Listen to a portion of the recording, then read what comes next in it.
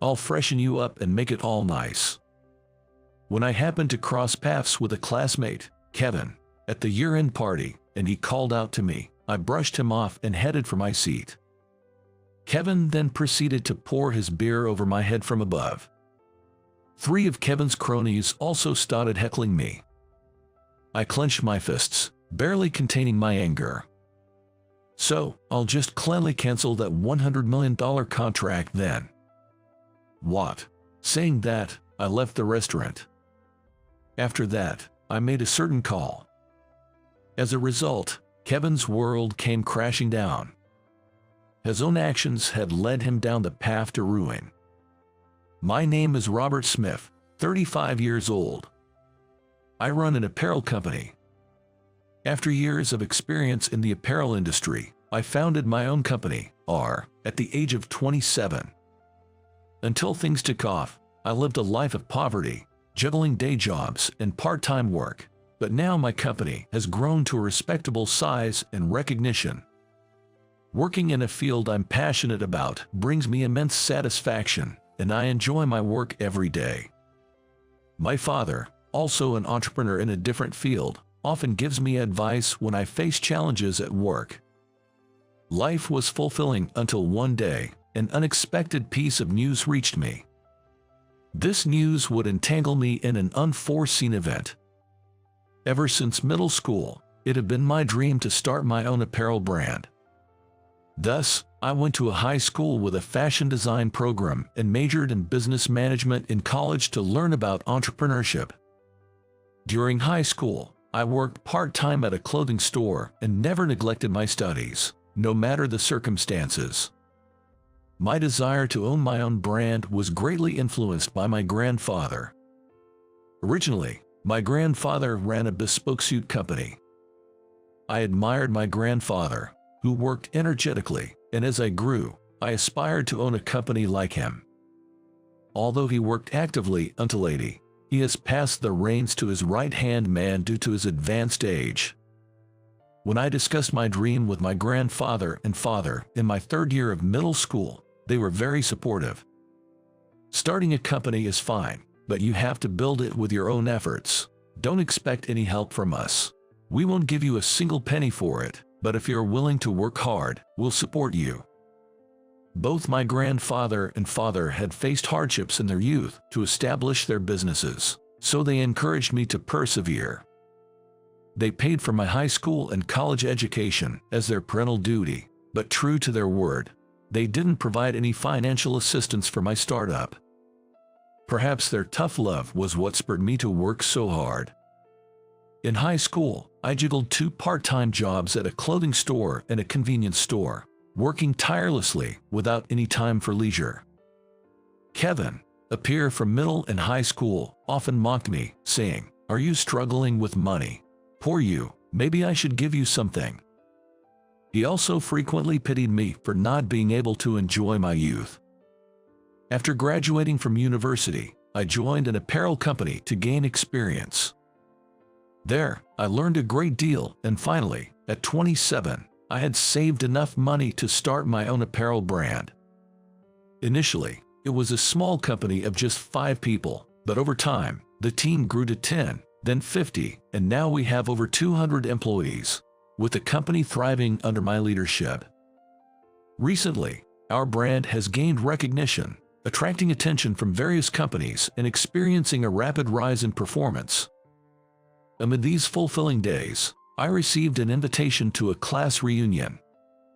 It would be the first reunion in 17 years since our graduation. The date was still some time away, and it seemed manageable, so I marked my attendance and sent back the RSVP. 2 months later, the day of the reunion arrived. I was unusually excited from the morning, causing my colleagues to remark, "Mr. Smith, you seem even happier than usual today." I finished work on time and headed to the hotel, the venue for the reunion. Upon arrival, I found everyone already gathered, forming groups and enjoying a lively atmosphere. Lost in nostalgia, I felt a tap on my shoulder. Turning around, I saw an old friend from middle school. We spent some time reminiscing about the old days until I was approached again. When I looked towards the voice, I saw an unfamiliar man standing there. Wondering who he could be, he said, "Don't recognize me, it's Kevin. It's been since high school, right? You still have that poor look on your face." It was Kevin, who had always mocked me during middle and high school. He had changed so much that I hadn't recognized him. "Wow, long time no see. Kevin, you've changed a lot. Back in the day, Kevin used to dress rather modestly, but now he was decked out in high-end brands from head to toe, dripping in jewelry, looking like a nouveau rich." "Oh, it's nothing special. By the way, what kind of work are you guys doing?" When a classmate mentioned working at an auto repair shop, Kevin started mocking him with a sneer. "An auto repair shop? Sounds like you're making peanuts. Can you even live on that?" It seemed his habit of belittling people hadn't changed since middle school. After making fun of our classmate for a while, Kevin turned his attention to my job. "I work in apparel." It was just as I was about to speak.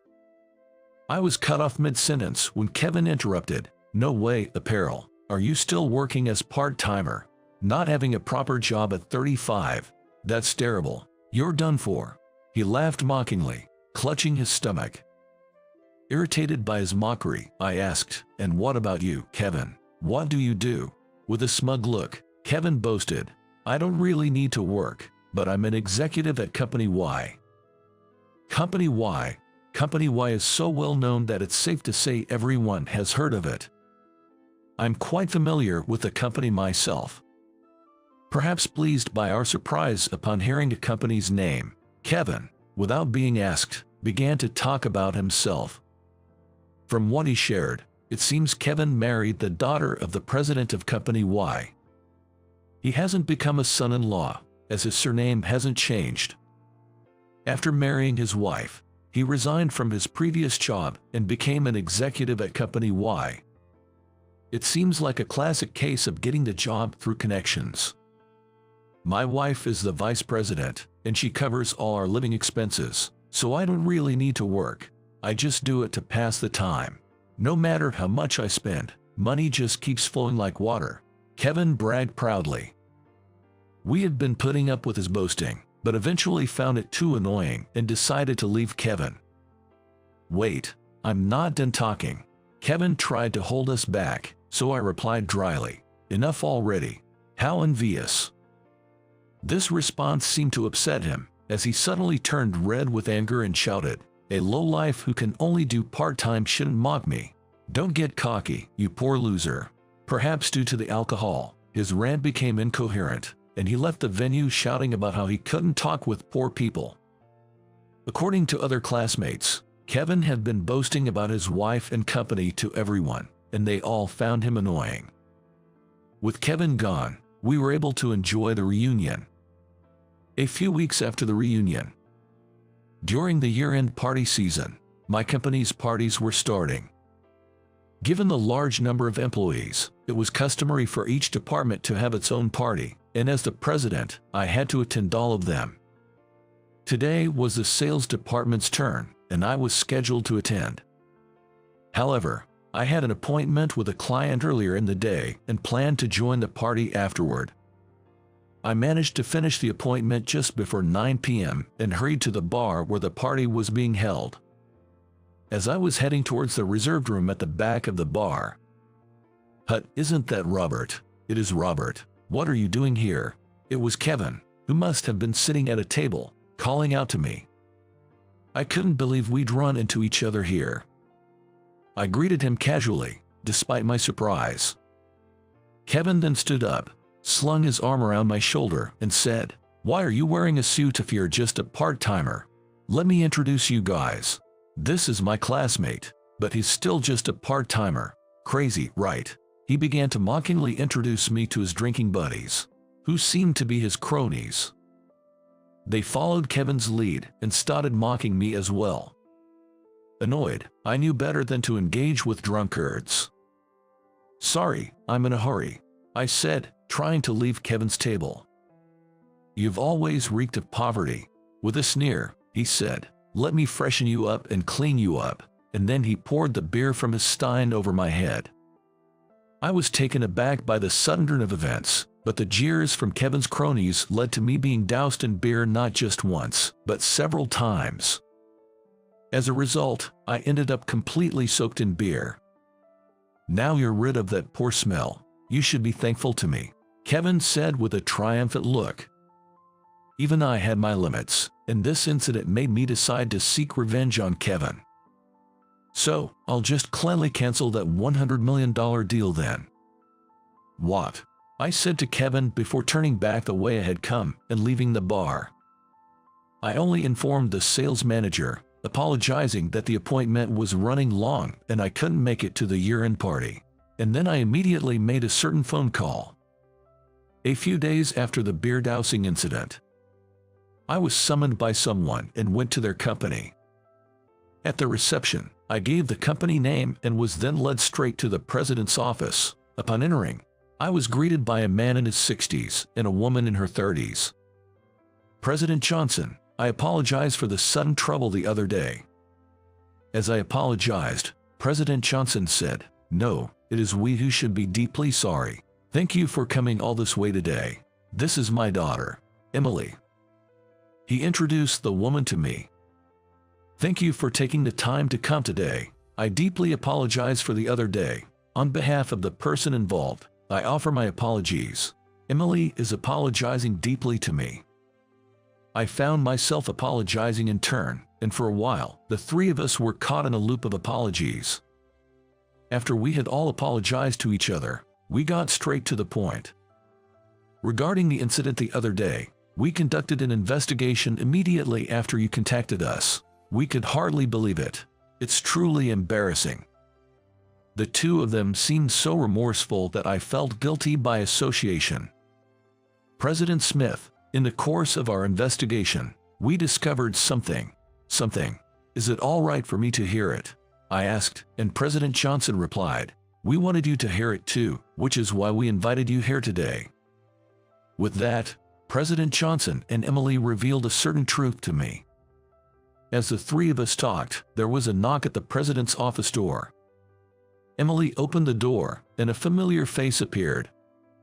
It was Kevin and his trio of cronies who had arrived. Not only Kevin, but his cronies too were visibly shocked to see me there. "Why are you here?" As Kevin said this, Emily replied in a cool tone, "He's the president of one of our business partners, so it's not strange for him to be here. It's pathetic that you don't even know the face of a business partner's president.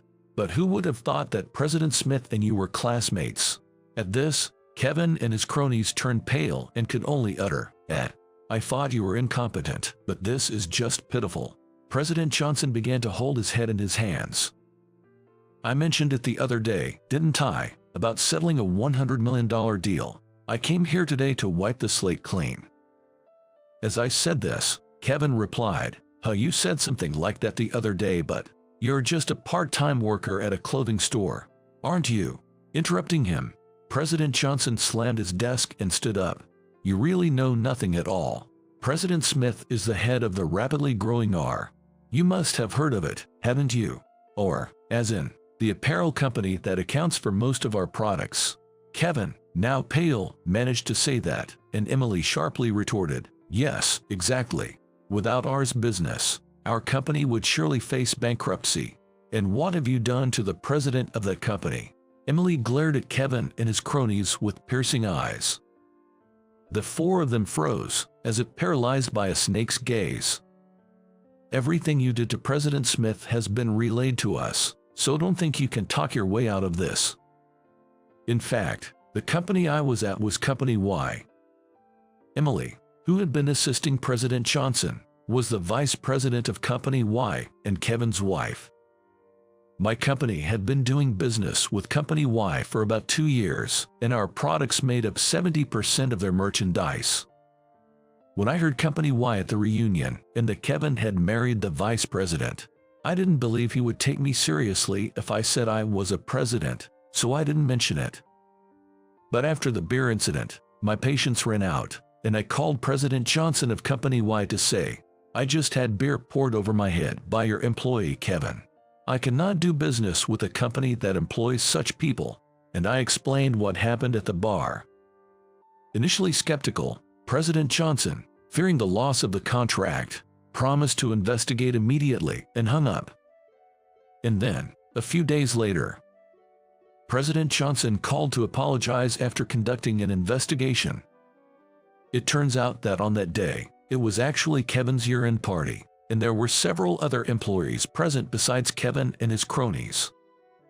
President Johnson immediately conducted interviews with the party members, and it was revealed that several employees had witnessed me being doused in beer.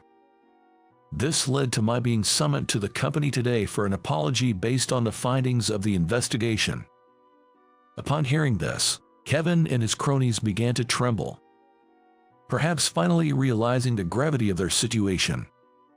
Your actions could have destroyed this company. What were you thinking? This company has been in my family since my grandfather's time, and now it's at risk because of your foolish behavior. Emily yelled at Kevin and his group. I didn't know. If I had known that Robert was President Smith, our business partner. Kevin attempted to excuse himself. Whether you knew or not, pouring beer on someone is inexcusable. To think we have such an unreasonable person in our family is embarrassing. President Johnson interjected with a flushed face, causing Kevin to immediately fall silent. And it's not just this incident, is it? You've been doing whatever you please, thinking I wouldn't find out. Enough is enough. Emily then placed a bundle of items on the desk, revealing further truths to Kevin. What Emily slammed down was a stack of receipts, numbering in the dozens. Why do you have these? Kevin's face went from pale to ashen. Personal dining, luxury items. You've been claiming them as business expenses. You lied to accounting, saying you had my approval. When did I supposedly give you permission? When Emily asked him, Kevin seemed unable to find a response, his eyes darting around. Before Kevin and his group arrived, I had heard from Emily and President Johnson that Kevin had lied to the accounting department, claiming personal dining and luxury items as business expenses for entertainment and gifts. During the investigation into the beer pouring incident, someone from the accounting department consulted Emily about the expenses, leading to the discovery of this fact. Subsequently, President Johnson and Emily reviewed all the receipts for expenses Kevin had claimed, uncovering a significant amount of embezzlement. The fact that President Johnson and Emily wanted to share with me was about Kevin's embezzlement. Despite being an executive with a presumably decent salary, Kevin had been dipping into company funds. However, seeing him adorned in such luxury brands, it somehow made sense. What you've done is embezzlement, a serious crime. Because of the deal-breaking incident and your embezzlement, you will have to leave the company. We'll also be divorcing, so prepare yourself, Emily declared, causing Kevin to panic and beg her. Please, not that. I'll return the embezzled money and work harder. Just reconsider the divorce, Kevin pleaded. However, Emily was unyielding, forcefully pushing Kevin away. Don't touch me. Leave now. I never want to see your face again. After Emily spoke, she turned away from Kevin. Seeing Emily was not swayed, Kevin then turned to me in desperation. Please, I'm begging you, convince Emily for me.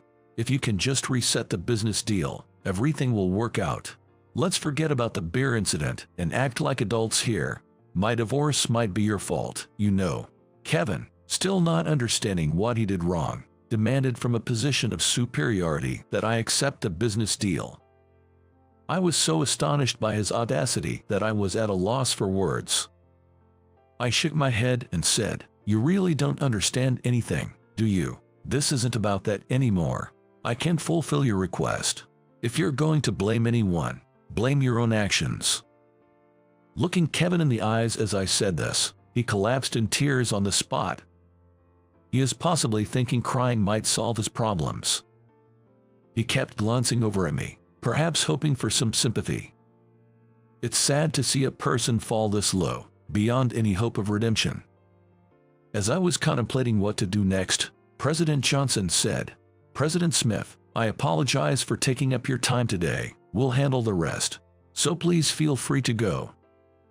Following President Johnson's words, I left Company Y in their hands. As the door to the president's office closed behind me, I could hear President Johnson's angry voice, which gave me a sense of relief, and I returned to my company feeling refreshed. Later, I had the chance to hear about Kevin from Emily. Kevin and Emily ended up divorcing, and Kevin left Company Y. He repaid the embezzled money in full by taking out loans, so the police were not notified. Kevin, who had relied on Emily for everything including rent and living expenses, was kicked out of the house after the divorce. As a result, without a home or job, he found a live-in part-time job, but with debt repayments, he was left with almost no money. He occasionally contacted Emily, complaining about his poor lifestyle. Kevin, who used to look down on me for being poor, has now found himself in that very position. While I don't take pleasure in his misfortune, I can't help but feel that what goes around comes around. Kevin's cronies also faced their own penalties and left the company, likely due to the uncomfortable atmosphere. It seems karma has caught up with each of them. As for me, I renegotiated and signed a new contract with Company Y.